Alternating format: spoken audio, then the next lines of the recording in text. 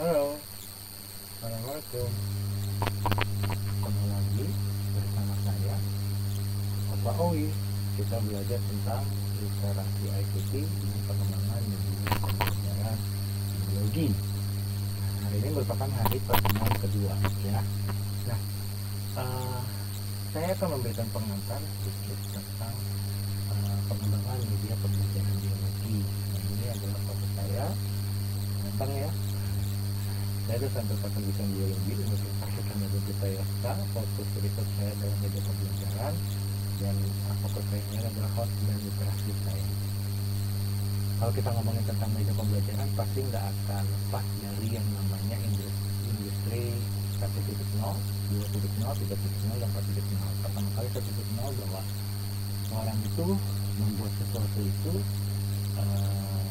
sebelum industri ini, sedang industri 1.0, orang-orang itu menggunakan tenaga hewan, manusia, dan sebagainya untuk mengerjakan sesuatu. Tapi ketika sudah dia masuk menggunakan mesin uap, maka berkembanglah mesin-mesin uap yang mempermudah kerja dari manusia. Di industri 2.0, di sini sudah menggunakan, karena sudah ketemu listrik sudah ditemukan, maka peralatan-peralatan juga menggunakan energi listrik seperti itu. Lalu di industri 3.0 sudah mulai computerized, ya, sudah mulai komputerisasi dan sudah memperbanyak dengan cara komputer yang bekerja. Internet of Things itu ada di industri 4.0. Di sini penggunaan internet dalam industri sudah maju, dan 5.0 sudah menggunakan robot. Nah, ini kan dampak industrinya. Bagaimana dengan pembelajarannya? Ternyata pembelajaran itu semakin mengikuti perkembangan zaman. Semakin maju zaman, maka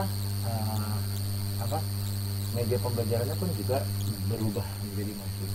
Nah, sebenarnya apa sih media pembelajaran itu? Kalau kita ngomongin media pembelajaran itu, ada yang namanya sumber informasi, ada seorang informan, ada yang memberikan informasi. Nah, memberikan informasi ke siapa? Ke orangnya, ke orang si penerimanya. Informasi. Nah, antara sumber informasi dan penerima informasi itu membutuhkan suatu media. Media ini merupakan perantara yang memberikan dari informasi itu sumber ke penerimanya. Nah, selain media, ada lagi istilah kalau di sekolah itu ada namanya sarana prasarana. Nah, apakah pulpen, pensil itu merupakan sarana prasarana atau dia merupakan media? Nah, kalau misalnya dia bentuknya bukan suatu hal yang menyampaikan pesan seperti pulpen dan LCD, itu bukan media pembelajaran. Sebenarnya mereka adalah alat, tools atau sarana prasarana yang disediakan oleh sekolah seperti itu. Nah, kalau media itu adalah suatu hal yang bisa menyampaikan pesan dari informan ke penerima pesannya. Jadi kan harus bisa bedain ya, kalau misalnya apakah pulpen sama pensil itu ruang kelas atau aplikasi Zoom deh. Zoom itu apakah juga termasuk dalam media pembelajaran? Tidak, mereka adalah alat atau sarana prasarana dalam kegiatan pembelajaran. Namun yang kita gunakan dalam menyampaikan pesan ini disebut dengan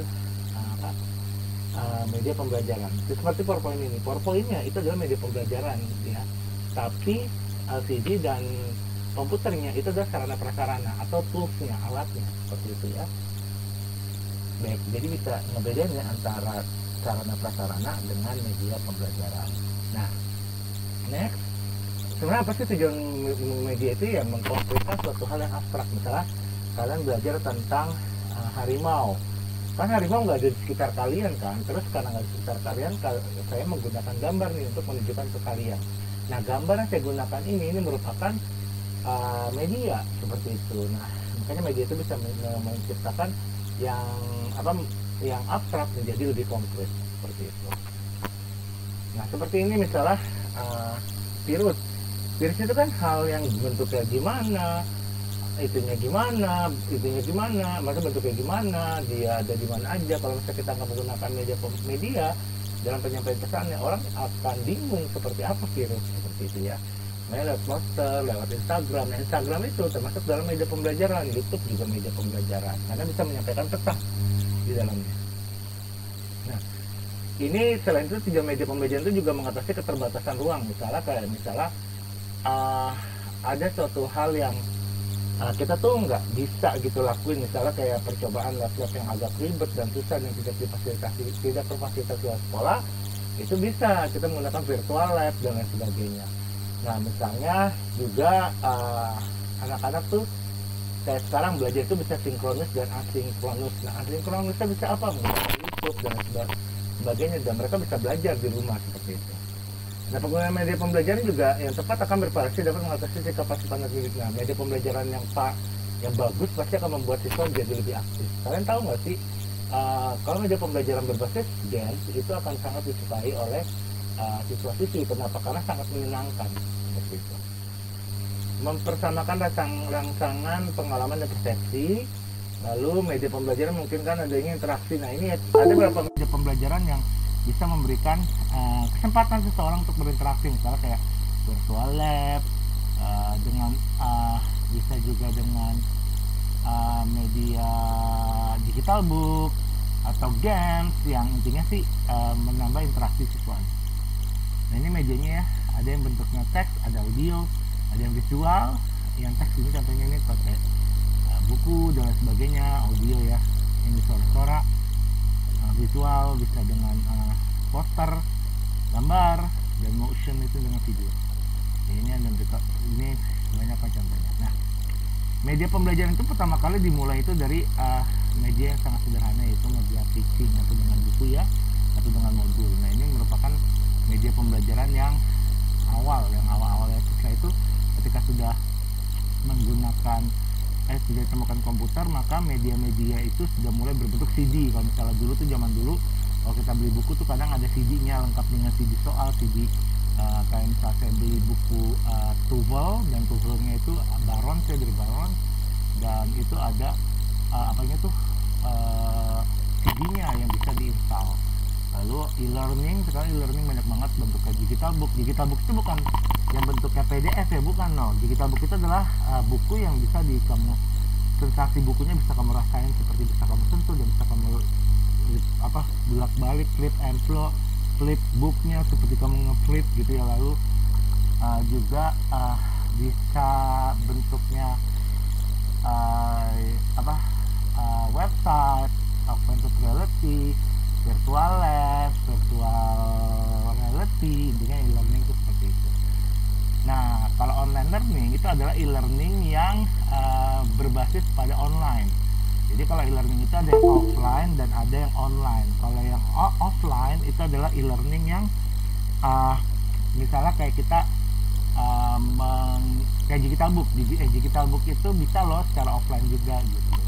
Tapi bisa juga online dengan masuk ke dalam HTTPS ya, atau HTML ya. Terus HTML-nya HTML gitu. Jadi nanti bisa kamu masuk dan belajar dengan cara mengklik saja. Kalau multimedia learning dia bisa bentuknya online dan dia adalah e-learning juga, dia online dan dia offline.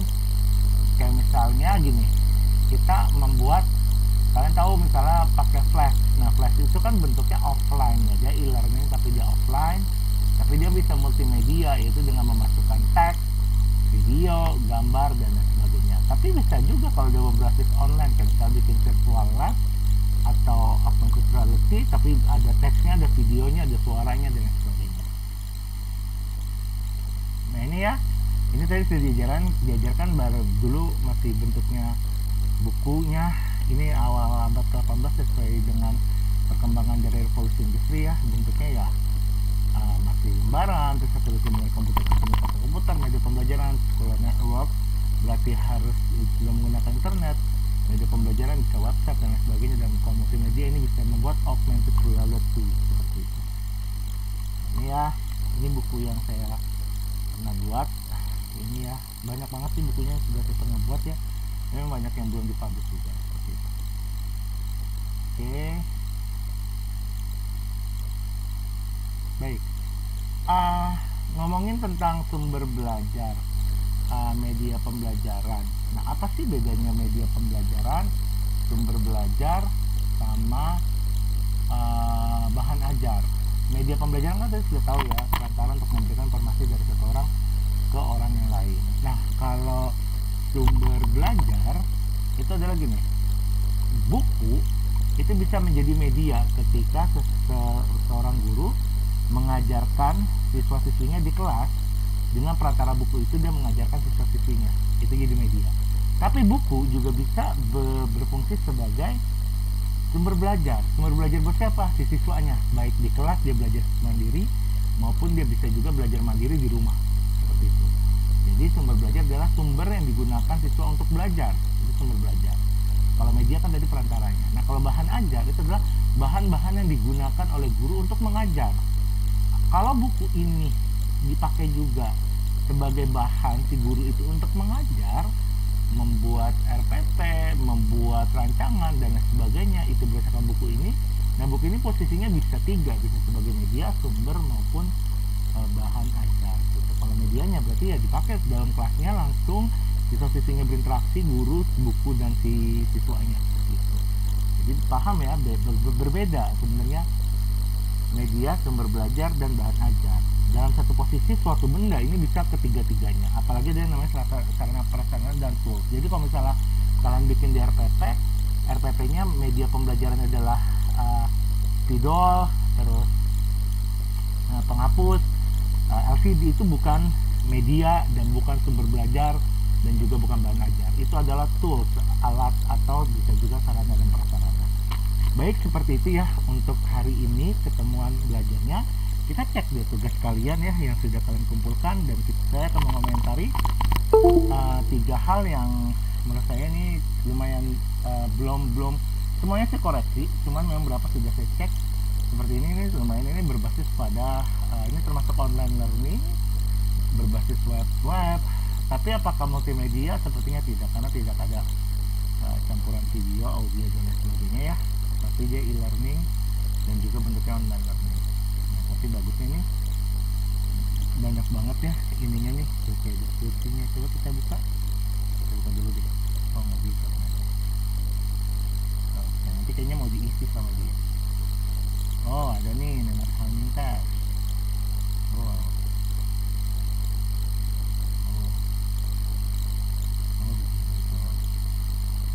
Kinerja Jakarta. Wow, bagus ini ya.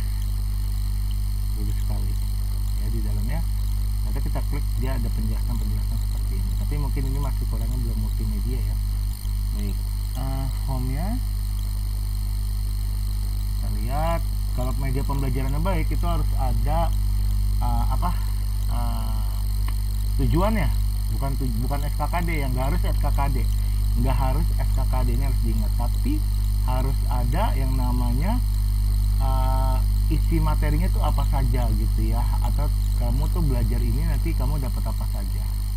Tapi ini sudah sangat baik kalau menurut saya, ini sudah sangat baik ya. Dari segi desain juga warnanya, kalau dari segi warna ini juga bagus banget ya, soft, karena memang kalau anak kekinian tuh warnanya soft dengan warna-warna yang lebih ke biru, pink, yang warnanya soft lah ya, seperti itu. Hijau ini soft banget dan kekinian banget menurut saya. Tapi nanti akan diperjelas lagi, nanti kita akan komentar lagi di Oke, yang kedua ini buatannya poster, dan ini adalah e-learning saja tapi menggunakan sosial media. Oke, sistem ekspresi ginjal. Oke, kurangnya posternya apa sih? Kalau dari segi warna desain sih lumayan bagus menurut saya, tapi ini kecil banget sih. Ini kayaknya pembuatnya, ini sumbernya kayaknya, ini pembuatnya nih, sorry, struktur ginjal. Oke, tahapan pengertian sistem ekspresi bla bla bla aja. Nah, ini mungkin harus dipahamin bahwa sistem ekspresi itu nggak ada ya. Yang benar itu sistem urinaria. Jadi kalau misalnya kalian ngomong hati itu adalah sistem ekspresi, itu salah. Seperti itu. Pernapasan itu sistem ekspresi, itu juga salah. Karena hati sistem pencernaan dan ekspresi itu adalah sistem pernapasan itu adalah pernapasan. Paru-paru itu pernapasan. Kulit itu sistem integumen. Jadi sistem ekspresi itu nggak ada. Yang benar adalah sistem osmoregulasi atau sistem urinaria, seperti itu. Yang bertugas adalah ginjal. Oke, tapi ini bagus. Baik, yang terakhir ini juga bentuknya blog bioteknologi. Ini bagus lumayan, cuman kayaknya masih kurang untuk desainnya kalau saya, dan isinya juga masih kurang. Jadi coba kita lihat ya. Saya kayaknya harusnya jangan berkomentar dulu, tulis isi dalam villages in the browser. Oh no, secret things to do memory. Okay.